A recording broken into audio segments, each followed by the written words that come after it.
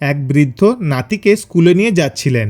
তখনই তিন যুবক রাস্তা আটকে বাইক দাঁড় করিয়ে আড্ডা দিচ্ছিল। বৃদ্ধ কিছু বলতে গেলেন, কিন্তু বদলে পেলেন অপমান। তারপর বৃদ্ধ এমন কিছু করলো, আশেপাশের সবাই চমকে গেল। কি করলো জানতে হলে ভিডিওটি শেষ পর্যন্ত দেখুন। ভালো লাগলে লাইক, কমেন্ট আর শেয়ার করতে ভুলবেন না। রুদ্র, উঠে পড়ো, আজ তোমার পরীক্ষা। রুদ্রর মা সঞ্চিতা সেনগুপ্ত রান্নাঘর থেকে চিৎকার করে বললেন। রান্নাঘরে গীতা ব্যস্ত হাতে রুটি বেলছিল আর চুলায় দুধ ফুটছিল।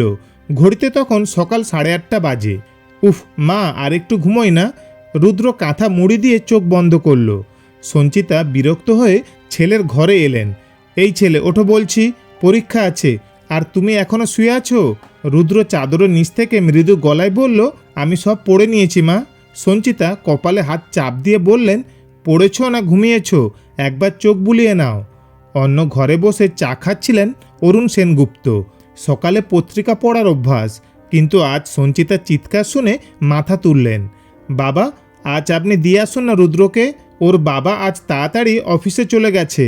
অরুণবাবু হাসি মুখে বললেন, নিশ্চয়ই, আমি এক্ষুনি রেডি হচ্ছি, তুমি তাড়াতাড়ি রুদ্রকে তৈরি করো।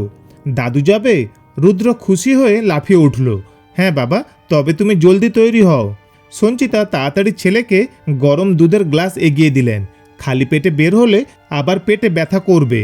রুদ্র 2 ঢোকে দুধ শেষ করে দিল, কারণ সে জানে দাদুর সঙ্গে স্কুল যাওয়া মানেই একটা নতুন গল্প শোনা। রুদ্র তাড়াতাড়ি তৈরি হয়ে বেরিয়ে এলো। তার স্কুল ব্যাগ কাঁধে, গায়ে সাদা শার্ট আর নীল প্যান্ট, চোখে মুখে এক অদ্ভুত উচ্ছ্বাস। আজ সে দাদুর সঙ্গে স্কুলে যাবে। বাইরে তখন ঠান্ডা হাওয়া বইছে। পাড়ার রাস্তায় গাড়ির শব্দ, পাখির কিচিরমিচির, আর সাইকেলে করে খবরের কাগজ বিলি করা কিশোরের ডাকে সকাল যেন জমে উঠেছে। রুদ্র আর অরুণবাবু ধীর পায়ে রাস্তার মোড়ের দিকে এগোলেন। ঠিক তখনই পাশের বাড়ি থেকে এক মহিলা ছুটে এলেন, মুখে আতঙ্কের ছাপ। কাকাবাবু, একটা ঝামেলা হয়েছে। আমাদের বাড়ির সামনে কয়েকজন ছেলে জোরে গান বাজিয়ে হইচই করছে। আমি কিছু বলতে গেলেই উল্টে বাজে কথা শুনিয়ে দিচ্ছে। অরুণবাবু ভুরু কুঁচকে তাকালেন। মহিলাটি হাত তুলে সামনের দিক দেখালেন। গলির শেষ মাথায় কয়েকজন তরুণ একজোট হয়ে দাঁড়িয়ে আছে। গায়ে উজ্জ্বল রঙের জামা, চোখে রোদ চশমা, একটানা জোরে গান বাজছে, আর তারা নিজেদের মধ্যে উচ্চ স্বরে কথা বলছে। কেউ সিগারেট টানছে, কেউ বা মোবাইলে ভিডিও তুলছে। রুদ্র কৌতূহলী দৃষ্টিতে তাকালো। দাদু, কিছু বলবে না? অরুণবাবু শান্ত কণ্ঠে বললেন, এখন নয় বাবা, আগে চল, তোমাকে স্কুলে পৌঁছে দিই। মহিলাটি হতাশ হয়ে বললেন, কাকাবাবু, আপনার কথা সবাই শোনে, আপনি যদি কিছু বলেন। অরুণবাবু একটু চিন্তা করলেন, তারপর মৃদু হেসে বললেন, ঠিক আছে, ফেরার পথে দেখা হবে। তারা রাস্তার মোড়ে এসে টোটো ধরলেন। টোটো কিছু দূর এগিয়ে যাওয়ার পর আচমকা থেমে গেল। কি হলো? অরুণবাবু চালককে জিজ্ঞেস করলেন। টোটো চালক বিরক্ত মুখে বলল, সামনের রাস্তা পুরো ব্লক, 3টে বাইক দাঁড় করিয়ে কয়েকজন ছেলে আড্ডা মারছে, নড়ার উপায় নেই। রুদ্র উদ্বিগ্ন হয়ে বলল, দাদু, দেরি হয়ে যাবে। একজন ভদ্রলোক ফিসফিস করে বললেন, কেউ কিছু বললে উল্টে আমাদেরই অপদস্থ হতে হবে। আজকাল ছেলেদের কিছু বলা যায় না। অরুণবাবু ধীর পায়ে ছেলেদের দিকে এগিয়ে গেলেন। একজন জিন্স আর কালো শার্ট পরা লম্বা ছেলেটি বাঁকা হেসে বলল, কিছু বলবেন দাদু? অন্যজন ঠাট্টা করে বলল, দাদু, রাস্তার মালিক আপনি নন, এই রাস্তা আমাদেরও। অরুণবাবু শান্ত গলায় বললেন, তোমাদের আড্ডা দিতে কেউ মানা করছে না, কিন্তু বাইক রাস্তার মাঝে রেখে পথ আটকানো ঠিক হচ্ছে না। একজন কাঁধ ঝাঁকালো, এত সিরিয়াস হবেন না দাদু, 2 মিনিট পর সরিয়ে নেব। পাশে দাঁড়ানো কয়েকজন মানুষ তাদের চুপচাপ দেখছিল, কিন্তু কেউ কিছু বলার সাহস পাচ্ছিল না। একজন বলল, দাদু, আপনার কি খুব তাড়া? আপনার তো বয়স হয়েছে, একটু দাঁড়ান না, আমরা ছোটরা কি করব সেটা আমাদের জানতেই দিন। অন্য একজন ঠাট্টা করে বলল, হ্যাঁ দাদু, এখন তো পেনশন জীবন, শুধু উপদেশ দেওয়া আর পুরনো দিনের গল্প বলাই কাজ, তাই না? চারপাশের হাসি রোল উঠল। কেউ কেউ মৃদু হেসে ফিসফিস করে বলল, বুড়ো মানুষ, অযথা ঝামেলা বাঁধাচ্ছেন। রুদ্র রেগে গিয়ে বলল, তোমরা ওনাকে এভাবে বলছো কেন? উনি ঠিকই বলেছেন। কালো শার্ট পরা ছেলেটা রুদ্রর দিকে তাকিয়ে বলল, এই বাচ্চা, বড়দের ব্যাপারে নাক গলানো ঠিক নয়। রুদ্র আরও কিছু বলতে যাচ্ছিল, কিন্তু অরুণবাবু হাত তুলে তাকে থামিয়ে দিলেন। বাবা, তোমার বয়স কত? অরুণবাবু কালো শার্ট পরা ছেলেটার দিকে তাকিয়ে শান্ত গলায় প্রশ্ন করলেন, কেন, আপনার কি সেটা জানার দরকার আছে? ছেলেটা ভুরু কুঁচকালো। অরুণবাবু হাসলেন, বছর 20 হবে হয়তো। হতে পারে।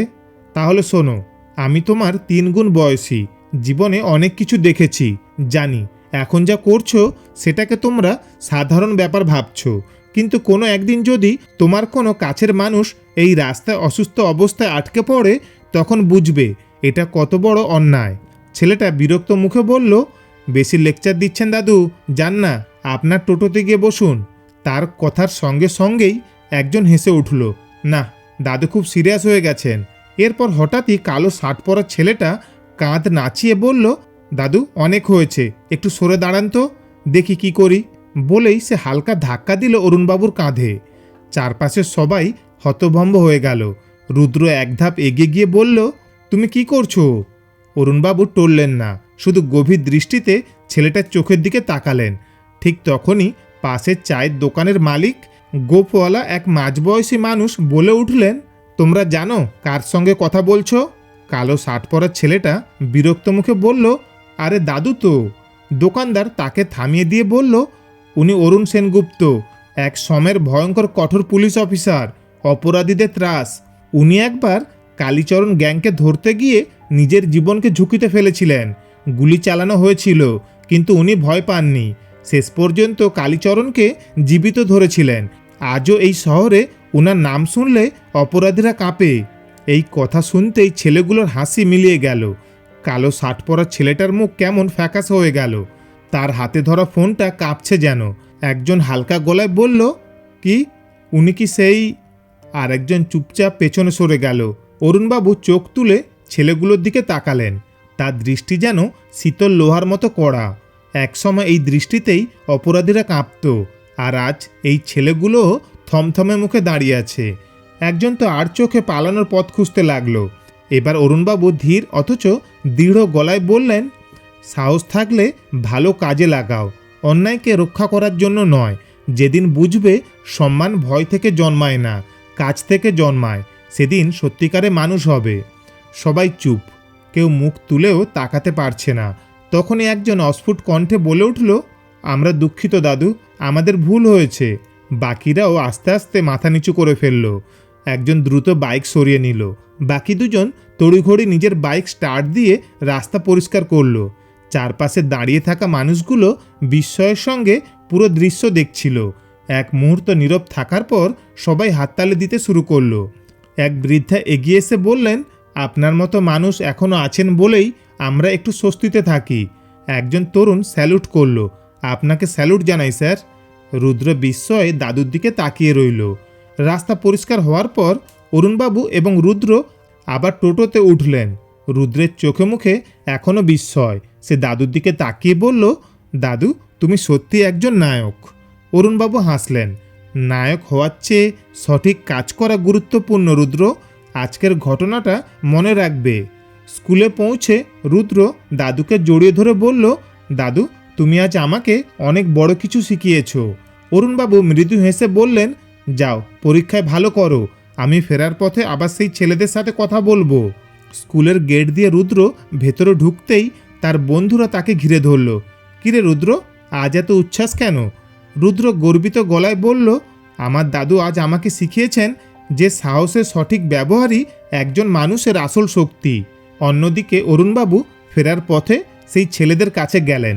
তারা এখনও গলির মোড়ে দাঁড়িয়ে আছে, কিন্তু তাদের আচরণে পরিবর্তন এসেছে। কালো শার্ট পরা ছেলেটা এগিয়ে এসে বলল, দাদু আমরা দুঃখিত, আমাদের ভুল হয়েছে। অরুণবাবু হাসলেন, ভুল থেকে শেখাটাই গুরুত্বপূর্ণ। এখন থেকে সঠিক পথে চলবে, ঠিক আছে? ছেলেরা মাথা নিচু করে সম্মতি জানালো। অরুণবাবু বুঝলেন আজকের ঘটনাটা তাদের জীবনে একটা নতুন শুরু হতে পারে। বাড়ি ফিরে অরুণবাবু দেখলেন সঞ্চিতা রান্নাঘরে ব্যস্ত।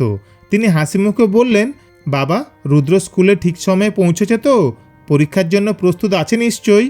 অরুণবাবু বললেন, রুদ্র আজ শুধু পরীক্ষার জন্য প্রস্তুত হয়নি, সে জীবনের একটি বড় পাঠ শিখেছে। সঞ্চিতা বুঝলেন না, কিন্তু অরুণবাবুর চোখে যে গর্বের দীপ্তি ছিল তা দেখে তিনি নিশ্চিন্ত হলেন। পরের দিন সকালে রুদ্র স্কুলে গেল। তার পরীক্ষা ভালো হলো, কিন্তু তার চেয়েও বড় কথা, সে আজ নিজেকে আরও সাহসী এবং দায়িত্বশীল মনে করল। অন্যদিকে সেই ছেলেরা গলির মোড়ে আবার জমায়েত হলো, কিন্তু এবার তারা গান বাজায়নি। তারা রাস্তা পরিষ্কার রাখতে সাহায্য করলো এবং পাড়ার মানুষদের সাথে ভালো ব্যবহার করতে শুরু করলো।